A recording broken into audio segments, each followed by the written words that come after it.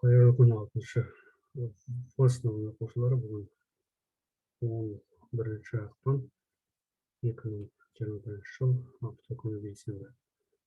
Қазақ тілі мен әдебиет сабағының онлайн түріндегі сабағын бастаймыз.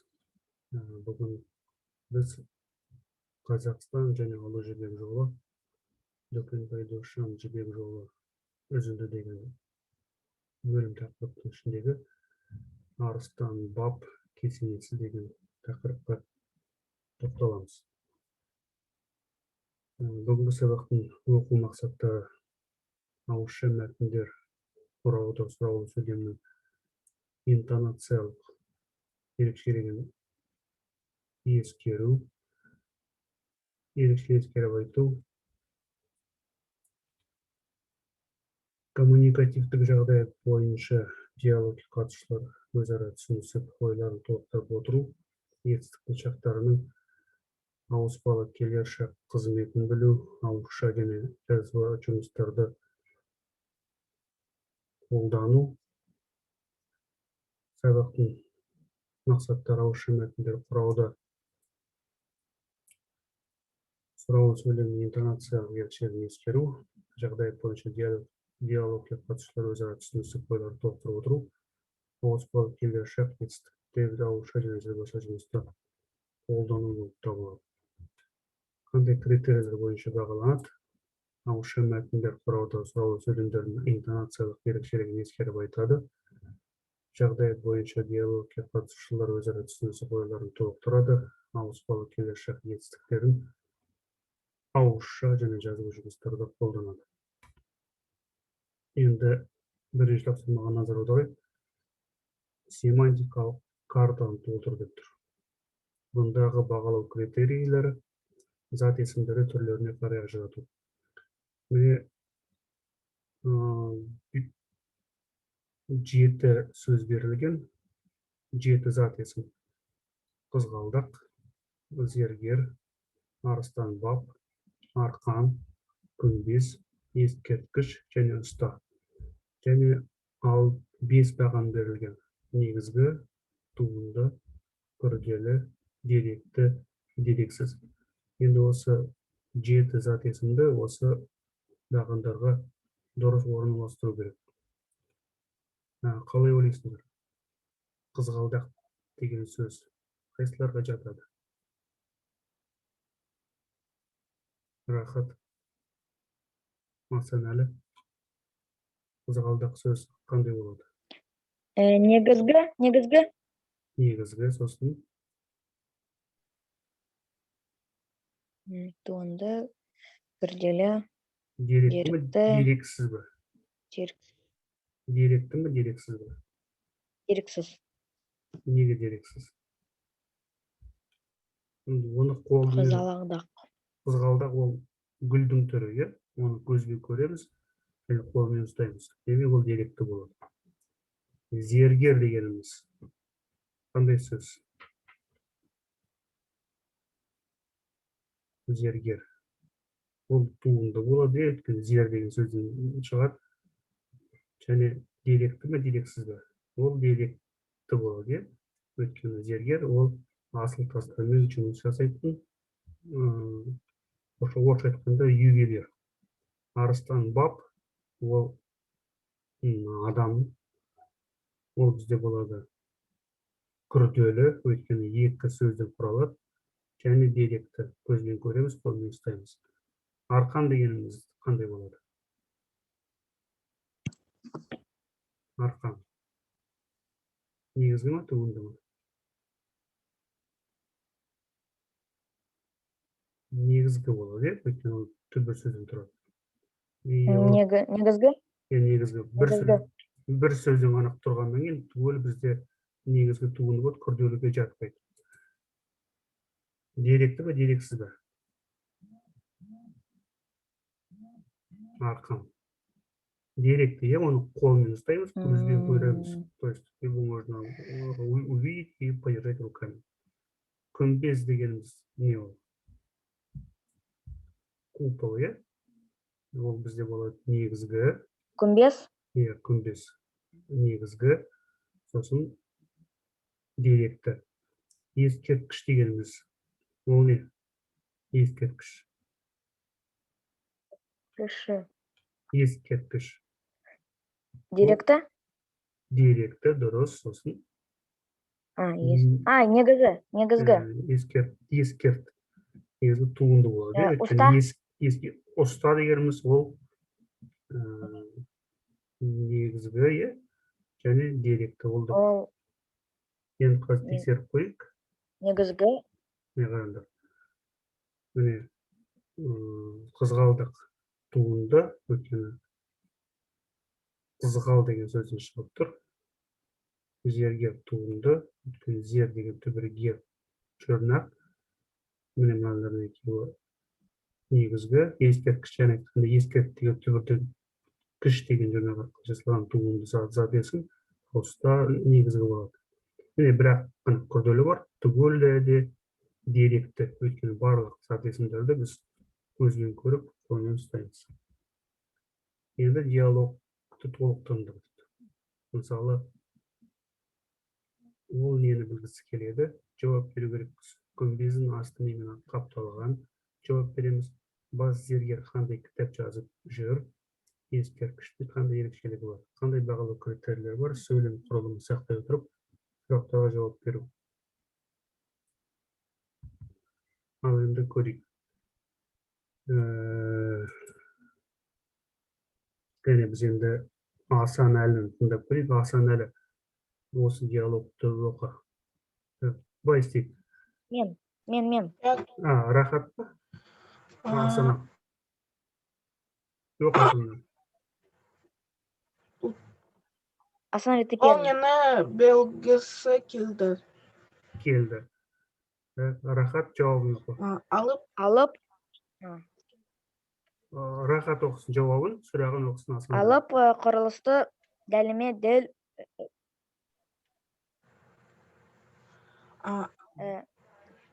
өлшеп. Дәлме дәл әлшеп салуға нендей сызықтар мен өлшемдерді қолғанын білгісі келді. Күмбездің асты немен қапталған? Күмбез асты ішкей қаптақызыштармен қапталған. Бас зергер қандай кітап жазып жүр? Қыпшақ өлшемдері туралы кітап жазып жүр. Ескерткіштің қандай ерекшелігі бар?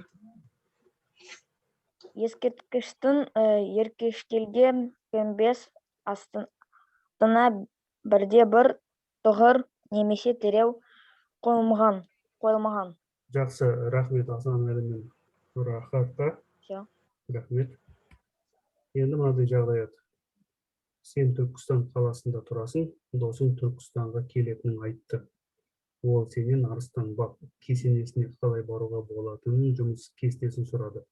Досыңа арыстан баб кесенесі туралы айтып бер.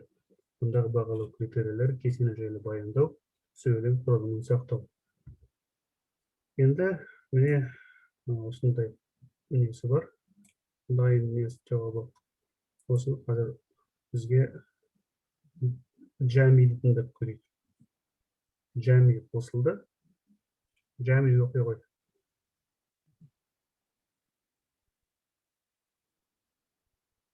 Жәми бізді тыңдап. Мұнда мен. Жәми оқы. Вот это все? Оқы, я. Все. Досым Арыстан баб кесенесі Түркістан облысы Отырар ауданында орналасқан. Кесеніс үлкен қапқасы тепе-тең етіп екі өрге созып әкелген арқалықтары еріксіз назар аударады. Бас қапқаның биіктігі 9 көз. Кенересі жұмырлана ерілген бейне бір жуан есілген арқан секілді. Осы қапқаның маңдайшасы тағы 3 көздей бекітілген де күмістеніп қосылған. Кешене табалдырығынан аттаған жан бірден ең үлкен ауданы 18 жарым құлаш келетін орталық бөлмеге енеді. Бөлменің 2 бөрінен қос есік кетеді. Бөлме күннің қай мезгілінде болса да жарық тартып тұрады. Күмбездің астын қуалап кететін кенерінде дөңгелек терезелер бар. Арыстан баб көшенесін көз келген уақытта барып тамашалауға болады. Рахмет, Жәмил. Енді мынадай тапсырма болды. Жақшадағы қажетті етістіктер дұрыс тұлғада да қойып, сөйлемдерді жазып. Бұндағы бағалы критерий етістіктерді дұрыс қолдану. Міне сөйлемдер берілген, барлығы 7 сөйлем, және әрбір сөйлемде жақшаның ішінде 3 сөз берілген. Осы 3 сөздің біреуі дұрыс болып табылады, және соны жақшасыз көрсетуіміз керек. Енді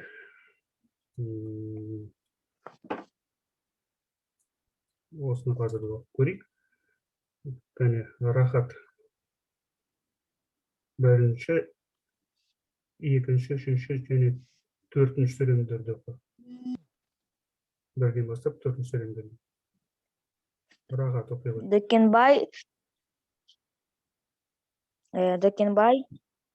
Дүкенбай Досжан жібек жолы романында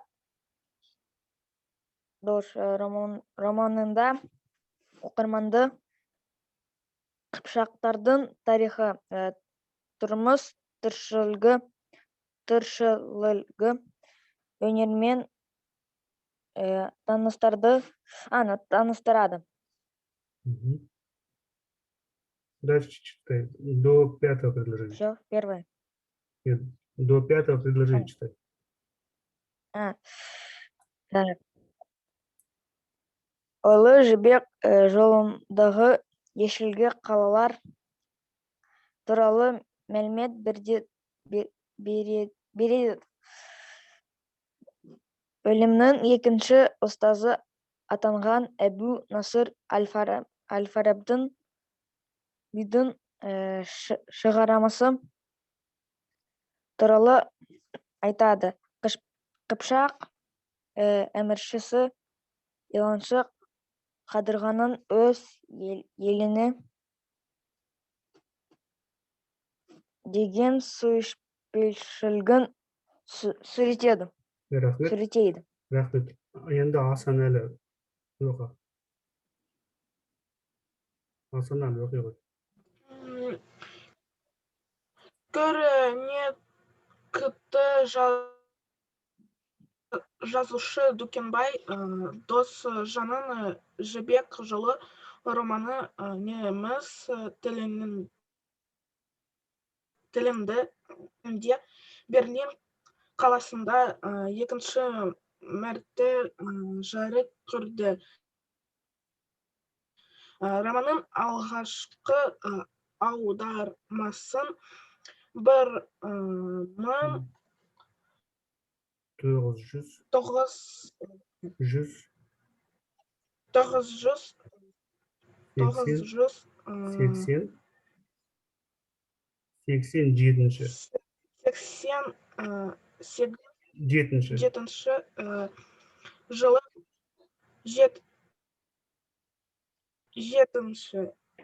жылы Walk and Welt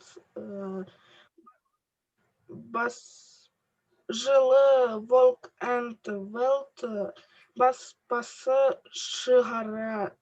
Романы жоғары балаған Лео Кошут пен Рапрехт Вильноу оны қайтадан аударып, Верла Ханс Шил баспасының 3.000 данамен жариялайды. Рахмет. Рахмет. Асан элемент Рахатқа есте сақтау керек. Дәкенбай Досжан Жібек жолы романында Арыстан баб кесенесін суреттеген. Арыстан баб Қожа Ахмет Яссауидің ұстазы болған. Ол бірнеше тілді жақсы білген. Арыстан баб кесенесіне адамдар көп барады. Ол тарихи ескерткіш. Бүгінгі сабақта біз зат есімнің түрлерін ажыратып, семантикалық карта толтырдық. Кесене жайлы білімімізді жетілдіріп, диалог құрастырдық. Арыстан баб кесенесін сипаттадық және ауыспалы келешектің қызметін білдік. Сөйлем үшін дұрыс қолдандық.